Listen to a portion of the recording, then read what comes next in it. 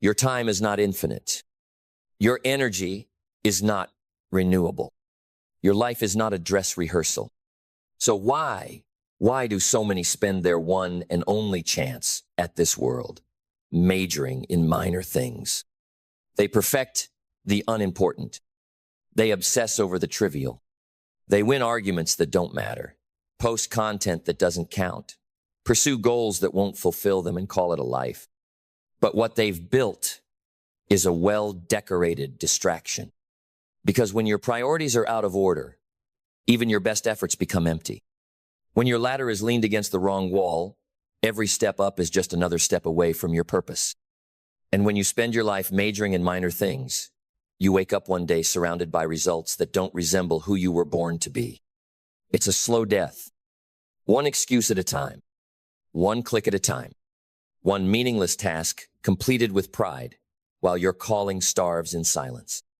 But it doesn't have to be that way, because clarity can cut through the fog like a sword. And one decision can bring it all back into alignment. That decision? To major in what matters. To stop being busy and start being brutal about what actually belongs in your life. To stop counting tasks and start measuring impact.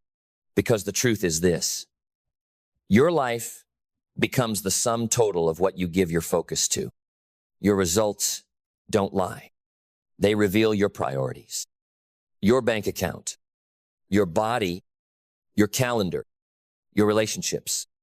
All of them are mirrors not of your desire, but of your discipline. And discipline means choosing what matters most when everything else is screaming for attention. It means deciding that just because something is urgent doesn't mean it's important. That just because it's trending doesn't mean it's truth. It means cutting ruthlessly, not with guilt, but with honor. Because you don't have time to carry what doesn't move your mission forward. You were not put on this earth to be efficient at the irrelevant. You were not born to master the meaningless. You were born to build something eternal. And that building begins in the mind. Because if you don't master your mindset, you'll major in noise. You'll wake up every day pulled by emotion, seduced by comparison, addicted to distraction, and never even notice that your power was leaking. Mindset isn't about motivation. It's about management. Managing what thoughts stay and which ones go. Managing your attention like it's gold, because it is. Managing your reaction so that your energy is used to build, not to battle imaginary threats. Because your mind is a kingdom. And if you let every thought run free, you invite chaos to rule it. But when you take control, true control, you begin to elevate. You stop wasting time trying to change what you can't control and start transforming what you can to yourself. And from that transformation rises belief. Not borrowed belief, not hype, not feel-good affirmation.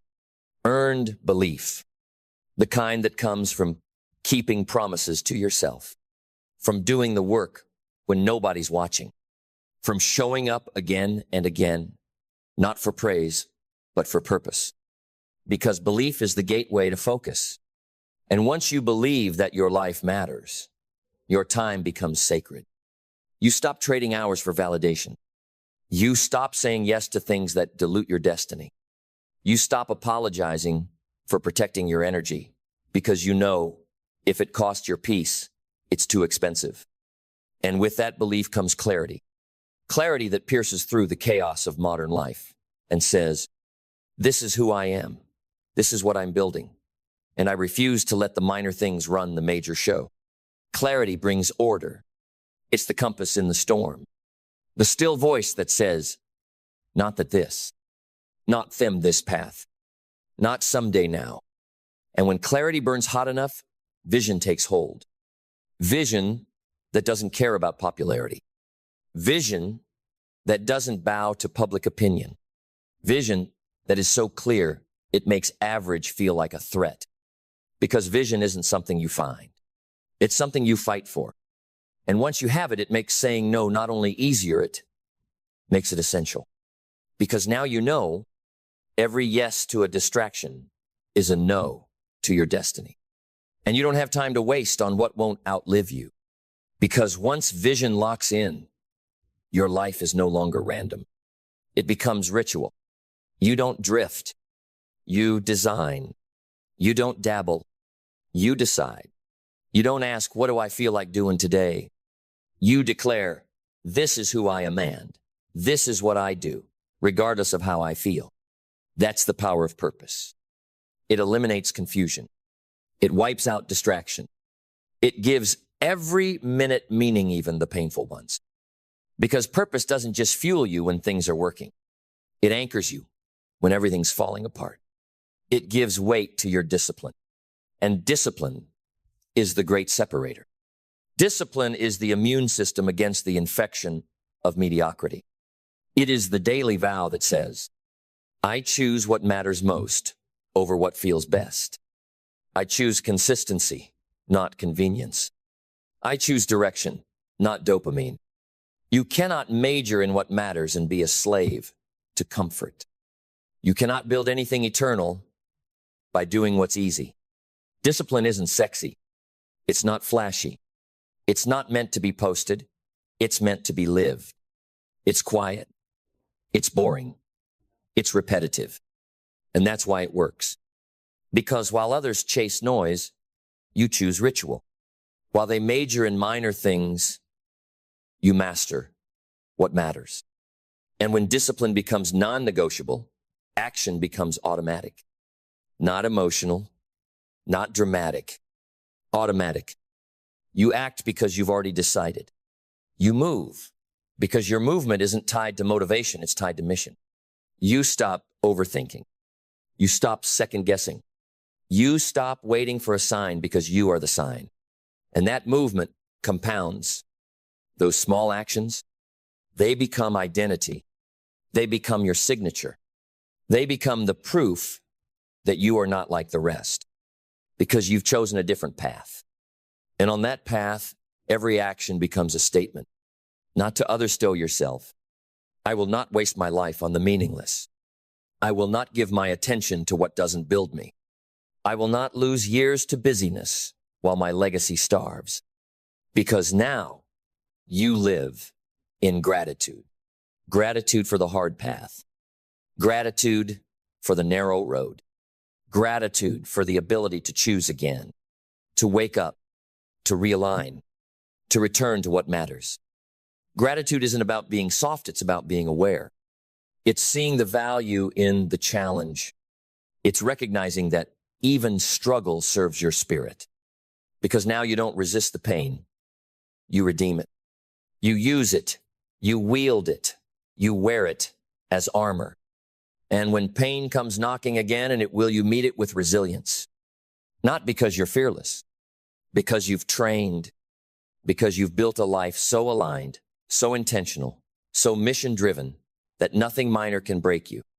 Not opinions, not delays, not even failure. You don't break. You bend forward. You don't shatter. You sharpen. You don't retreat. You recalibrate. Because every time you rise again, you rise richer. Richer in wisdom. Richer in awareness. Richer in character. And all of that wisdom becomes fuel for your learning.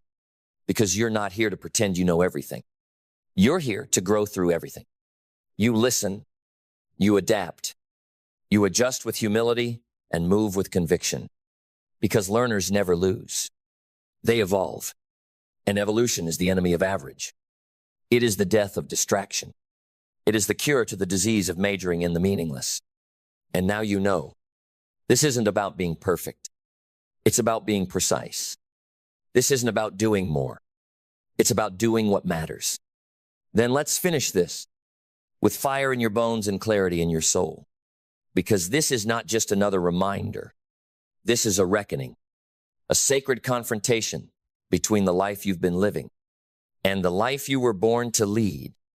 No more pretending you don't know the difference. No more playing dumb while your calling starves. No more calling burnout grind and mediocrity balance. You know the truth now. You can feel it. Every time you waste your hours on things that don't matter. Every time you chase the applause instead of the alignment. Every time you settle for being impressive instead of being impactful, you feel that whisper inside, you go quiet. And now you're done with that. You're done majoring in minor things. You are done being busy instead of being effective. You are done saying yes to everyone while saying no to your own becoming. This is the moment you cut the cord. This is the moment you raise your standard from productive to powerful. Because now, the only things that get your time are the things that shape your legacy. The only things that get your energy are the things that grow your character. The only things that get your heart are the things that carry your purpose.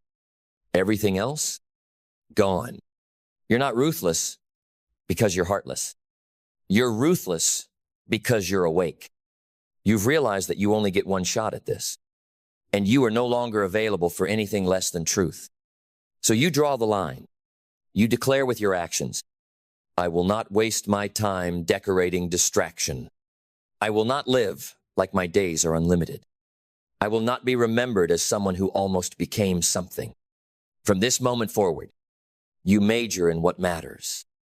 You move with clarity. You speak with authority. You act with urgency. You're not waiting for alignment. You're choosing it. You're not reacting to life. You're orchestrating it, because the man or woman who majors in the essential, who masters the meaningful, who lives every day in devotion to what is eternal, that person changes the world. So let the world chase noise. Let them obsess over vanity. Let them drown in distraction. You walk the narrow road. You speak the deeper truth. You live the kind of life that cannot be ignored, because your focus became your freedom, and your freedom became your flame. Don't major in minor things. Not now. Not ever again. Because the clock is ticking, and the world is watching, and you have work to do. Don't wish it were easier. That's the whisper of the world's weary, the quiet cry of those who feel crushed beneath the weight of their dreams. The ones who stare at the mountain and say, why is this so high? Instead of asking, what must I become to climb it? Don't wish it were easy, wish you were better. Because life doesn't bend to convenience. It doesn't soften its storms because you're tired. It doesn't lower the bar because you haven't trained. Life gives you the weight. It hands you the resistance. It shows you the wall not to block you, but to build you. And the moment you understand that, you stop asking life to be easy and start asking yourself to be exceptional. That's the dividing line. The average seek comfort. The uncommon seek capacity. The weak pray for lighter loads. The strong forge stronger backs. It's not supposed to be easy. It's supposed to elevate you, because growth lives on the edge of struggle. Power is buried in pressure. And the life you want, the one that burns in your bones, doesn't respond to hoping, wishing, or waiting. It responds to one thing: who you become in the fire. So the question isn't, why is this so hard? The question is, who must I become to match this? When the road is steep, become steeper. When the night is long, become relentless. When the noise gets loud, become silent inside. You don't rise by removing obstacles. You rise by overcoming them. You don't grow by lowering the standard. You grow by raising yourself. And the moment you stop wishing for easy is the moment you begin to unlock your edge. You stop being a victim of circumstances and start becoming a master of response. Because what happens outside, you will always be unpredictable. But who you are inside, that's under your command. And if you dare, if you're bold enough to trade excuses for execution, blame for belief, comfort for character, everything changes. You stop living at the mercy of life. You stop negotiating with your lower self. You stop waiting for motivation to move. You move anyway.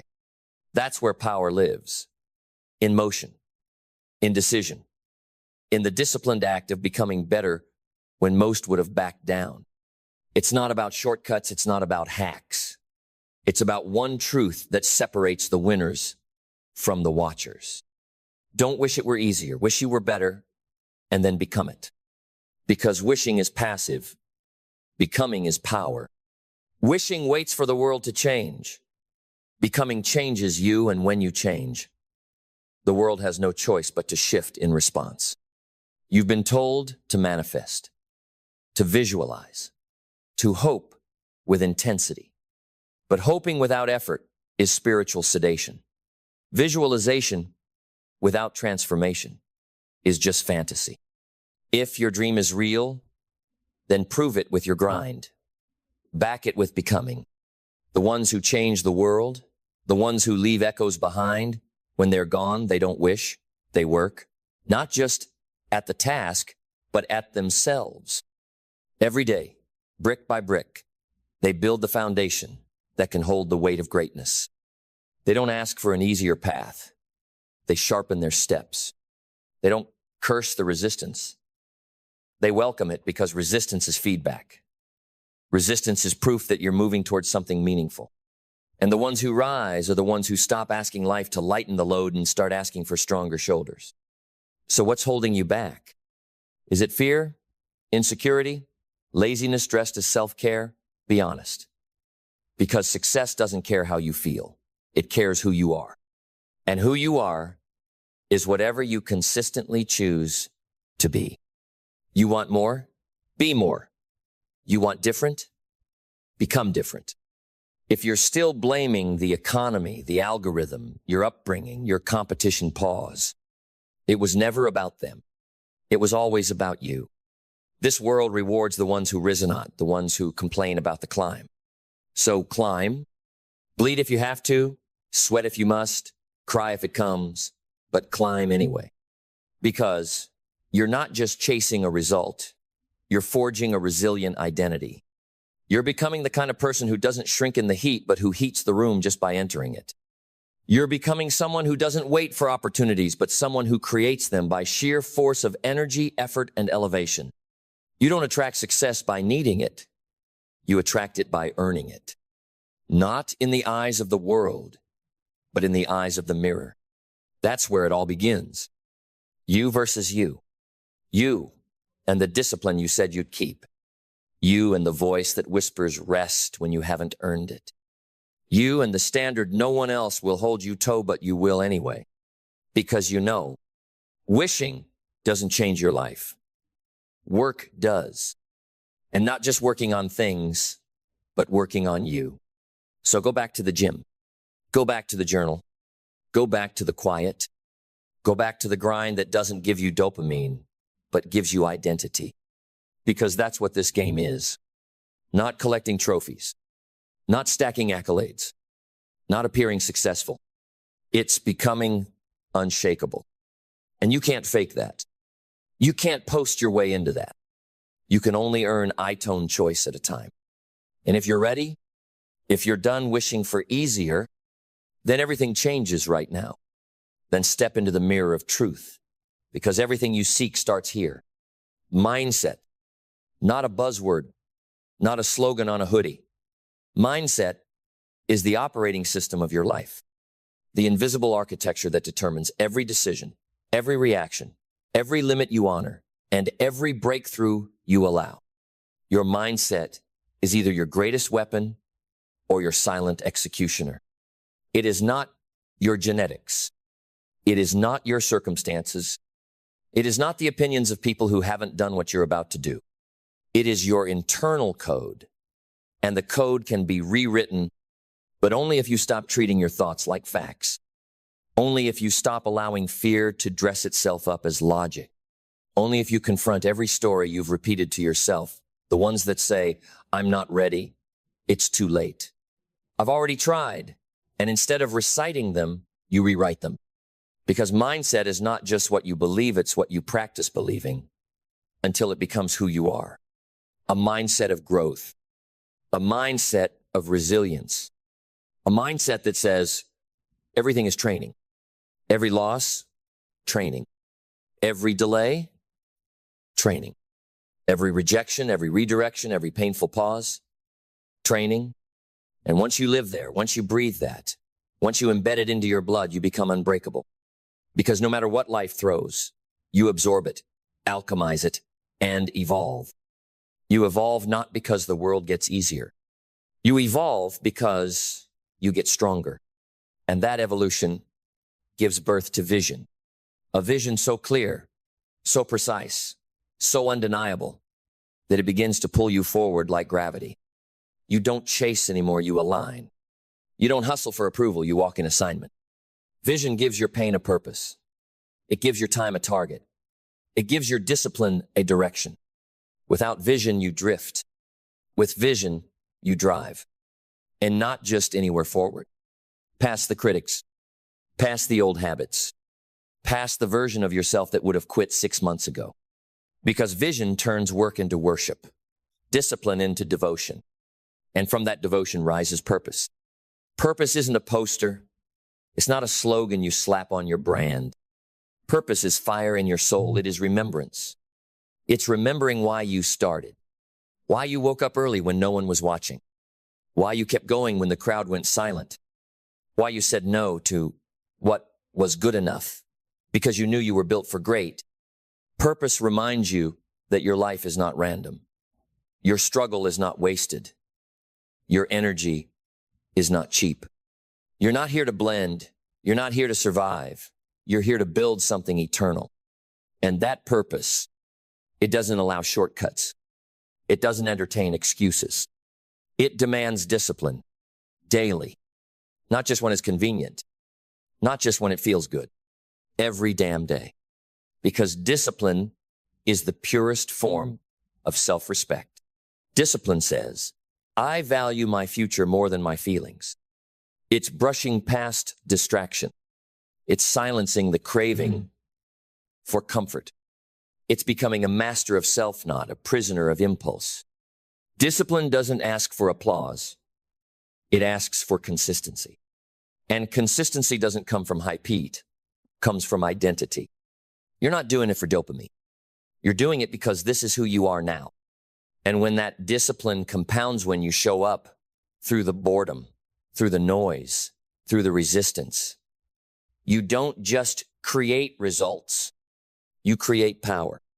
Not the kind that can be stolen or shaken, but the kind that radiates from the core of who you've become. And that power, that's when the world starts to respond differently. Because you're no longer asking, why is this so hard? You're now saying, this is exactly what I needed to become, who I was always meant to be. Then let the fire spread. Because now that mindset is locked, vision is carved, purpose is roaring, and discipline has rooted itself in your bones, now comes action. Not the kind that feels good, not the kind that gets applause, the kind that compounds quietly, day after day, unnoticed, until it becomes undeniable. Because movement is the language of momentum. Action is how belief proves itself. You don't believe in a better future unless your feet start walking toward it. You don't believe in transformation unless your habits embody it. You don't believe in yourself unless your behavior reflects it. Before the breakthrough, before the praise, before the world claps. Real power is when you keep showing up with no guarantee except the one you give yourself. I will not fail because I will not stop. Most people are stopped by silence, by setbacks, by lack of validation. But the ones who rise, they're powered by decision. They don't need a sign. They are the sign. And once action becomes identity, once movement becomes non-negotiable, you realize something profound. The goal was never just the finish line. It was who you had to become to cross it. And that who cannot be shaken. Because now you've earned the right to be called resilient. Not because you never fell, but because you kept getting up. Resilience is the scarred soul that says, try me again. It's the tired body that takes one more step. It's the mind that's been through hell and back and still holds peace like a weapon. It's knowing that everything they used to count you out has become your crown. The failures, the losses, the heartbreaks, you wore them all and you didn't break. You built. And in that building, you became something rare. Resilience is the proof that life hit you hard and you didn't flinch. You adapted. You pivoted. You refused to fold. Because what bends without breaking is what can bend the world. That's adaptability. That's power in its most fluid form. The weak cling to old identities. They refuse to change, and they rust. But the strong evolve. Not because it's easy, but because they're loyal to growth over comfort. Because they don't worship routine, they worship expansion. And so they shift. They rise in uncertainty. They dance with chaos. They meet change with creativity. And life rewards the fluid. Because success doesn't go to the rigid. It goes to the ones who know how to keep their core unchanged while letting everything else transform. And when you live like that fluid, resilient, in motion, and in mission, gratitude becomes your gravity. Not because life is easy, but because you have become strong. Gratitude becomes your superpower. Not the surface kind, but the kind that makes you stop mid-struggle and smile. Because even in the storm, you were made for this. The weight didn't crush you, it crafted you. The pressure didn't break you, blessed you. You no longer need easier. You just need to keep becoming better. And when all of that aligns your mind, your mission, your motion, your meaning, you don't just live. You ascend. And everything you were chasing, now it begins chasing you. Then stand tall, because this is the moment you were built for. This is the moment the old self dies quietly. And the new self rises not as a whisper, but as a roar. This is not motivation. This is metamorphosis. This is not hype. This is holy reconstruction. Because you've burned the bridge back to the version of you that begged for things to get easier. That version who flinched at struggle, who cowered before adversity, who waited for the wind to change before lifting the sail. He's gone. She's buried. What remains is a force forged in pressure, shaped by decisions, defined by discipline, and breathed into power by the fire of unshakable identity. You no longer ask for lighter burdens. You ask for greater strength. You no longer run from the climb. You dig your hands into the mountain and command it to remember your grip. You no longer seek shortcuts. You become the path. The world will try to distract you with comfort. It will seduce you with convenience. It will whisper lies dressed as logic. But you know that ease is the enemy of excellence. You know that the man on the summit was not dropped there. He climbed, blistered and bruised, past the bodies of those who waited for the terrain to flatten. You know that the life you want is not hiding from you. It's waiting on you to rise. So rise. Stand not as someone seeking approval, but as someone who remembers who they are. Stand not as someone praying for the finish line, but as someone possessed by the process. You are the fire now. You are the shift. You are the signal that enough is enough. You are the voice inside that says, I do not need easier. I do not need mercy from the mountain. I do not need life to make room for me. I make room for myself. I become undeniable not through noise, not through luck, but through relentless self-mastery. Because that is the only thing that lasts. Jobs fade. Titles fade. Money fades. Applause fades. But who you become, that is forever. And if you've truly decided, if your soul is done tolerating your old life, then from this moment forward, you will never again ask the world to shrink. You will never again wish for comfort, safety, or escape. You will rise with a spine of steel and a soul on fire and whisper the words that changed everything. Don't wish it were easier. Wish you were better. And then become.